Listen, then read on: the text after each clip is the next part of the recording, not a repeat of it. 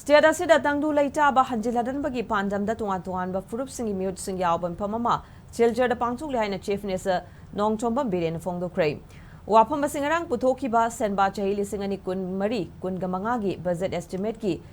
general discussion da chahi Chief Minister na phongdokhibani. Budget ki matangda khanaba adu opposition MLA TS Lokeshwar K Megachandra Surjakumar Okramamadi K Ranjana budget asida ahoba kaya leide haiba wafam da yumpham thamduna Lanjennariba sing masagi mayumda hanjin-nabagi thorang yaugde haibana chingba wakhalon thamnaki.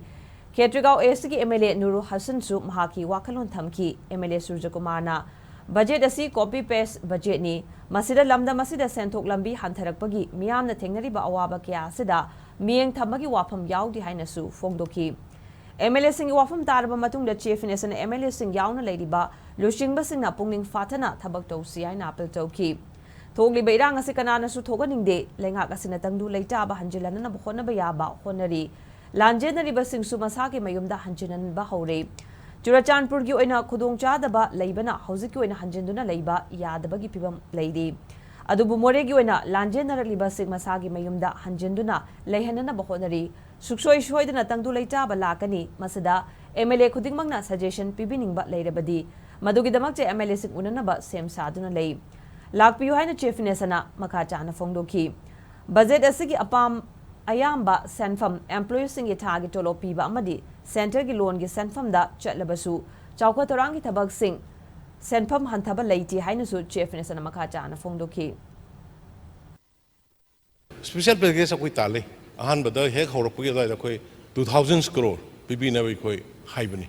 madai huji phawk da koi 500 crore amdi phangre huji ki 500 sidi kano ko mai lende ko relief ki yum sabagi pira iba laina na bagi pira iba chiang cha ki pira iba siga mari lende sigi 500 sidi tongan na special package dugi manung da ki pira pane koi adugi extra kharchu flat ani rak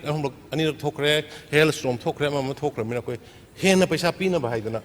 madugi do koi moi center da ki team su lame aduga koi kanna honar kana paisa ahen ba lauthana ba hai dana kanna honajari Lenga saya war program semba semda bahai bedo koi war program si dum atai lambi semba khot pa si dum atopa central funding dagi torga state ki oina madu liability oina sengtok si haina adugu magi amma khanna ba leiramani liability su sengba aduga thabak singju khragra su si haidana adumaina decision ma logi balai aduna program ma cham to su soidana works ki si torkani aduga ayam bana liability leiba singdu sengtorkani haina adumaina ai thamjage adagi amana khoigi main reduction se yam bala khoi ki salaries the actual salary requirements with new recruitment machine aduga loan from the center ga aduga amana jo honorable member na hari do adu moina yam changning ngai matam sida kari do sige do khoi tanasi madugi suggestion madugi clue madugi possibility lairagadi kamaina changba yaga dage Sochanpur da kamai changba yaga dage adagi Imphal da moi kamai lakpa yaga dage sigi khoi gi oina di yam kana exercise tawjari